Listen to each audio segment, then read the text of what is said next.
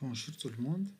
Je suis le docteur Jaurès et voici ma stratégie transformative.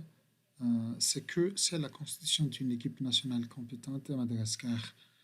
Lorsque je parle d'une équipe nationale, moi je parle des dirigeants du pays, l'équipe centrale de la DPEV, les équipes managériales des districts, de la région, des comités de santé, les agents communautaires, les agents de santé et la communauté, et tous ces célébrités, champions, les apartes, les réseaux de communication. Donc, dans un premier temps, ils ont quand même reçu pas mal d'informations et de formations aussi, mais très souvent, lorsqu'ils commencent à être motivés, prêts à apporter les changements et être engagés pour le PEV, il y en a toujours une sorte de cyclone, crise politique, affectation et limogeage, entraînant un départ de ces acteurs au sein de l'équipe, d'où il y en a des changements des acteurs.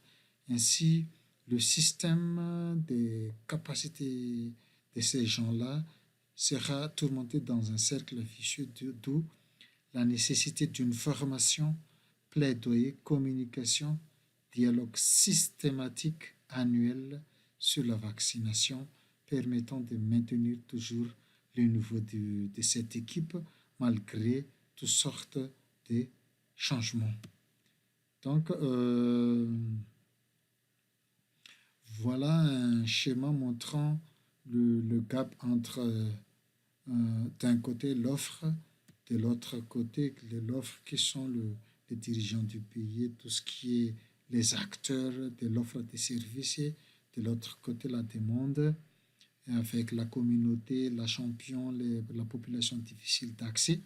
Il y en a cette sorte de pont, disons un peu temporaire, permettant de lier entre les deux, mais euh, mon projet, c'est de créer une sorte de réseau permettant de puiser des ressources, des informations pour les dirigeants, pour les décideurs, pour l'équipe managériale aussi bien, et tous les acteurs du programme élargi de vaccination à Madagascar, voire même aussi les bénéficiaires pour savoir exactement leurs problèmes, leurs besoins.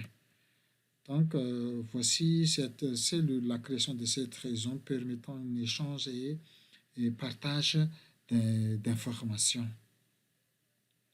Notons que la formation, comme le plaidoyer, ils sont toujours dans le plan de travail annuel à chaque niveau, du ministère de la Santé, du niveau central jusqu'au au niveau du centre de santé de base. Donc, c'est facile à greffer avec les PTA, cette formation systématique euh, entre les acteurs, le partager et cet échange.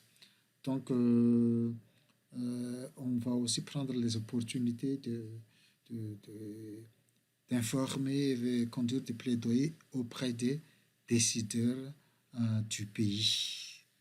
Donc, je crois, malgré les problèmes, les rumeurs, l'insécurité, les accès difficiles, il y en a aussi les offres de services comme les différentes approches stratégiques comme la formation, la supervision formative, réduction de l'occasion manquée, l'approche atteindre chaque district, les stratégies urbaines. Donc, cette communication, plaidoyer et formation est toujours un atout majeur pour renforcer le PEV. Donc voilà, c'est tout. Merci de votre aimable attention.